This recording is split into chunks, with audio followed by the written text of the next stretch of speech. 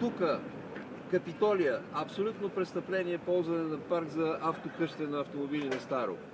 Тук тия зони, тук това, къде друга да имаше отнети.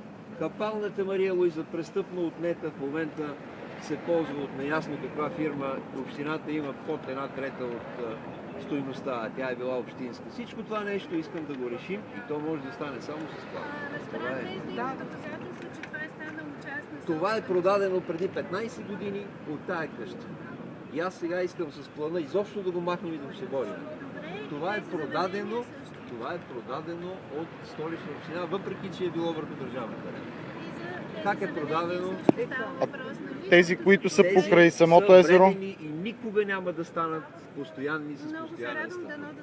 Благодаря ви за вниманието. И вие, ако успеете да излъчите представител в журито, аз ще бъда човек, който ще подпише да влезе човек в журито за конкурса за Борисовата градина. Аз не мога да разбера, вие не се ли уверихте, това нещо до сега никой не си е правил труда да го направи и да го качи на интернет и всички граждани. Ето го. И аз това искам. И аз и това искам. От това в такъв случай сме заедно, да. Но да видим, нека все пак действията го покажат, защото Аз не възразявам. Въпросът имаме. обаче е, че ако трябва да водим разговори, да ги водим. И аз съм отворен, защото колкото вас го боли за Борисовата градина, толкова и мен. успех, надяваме се думите да станат действия.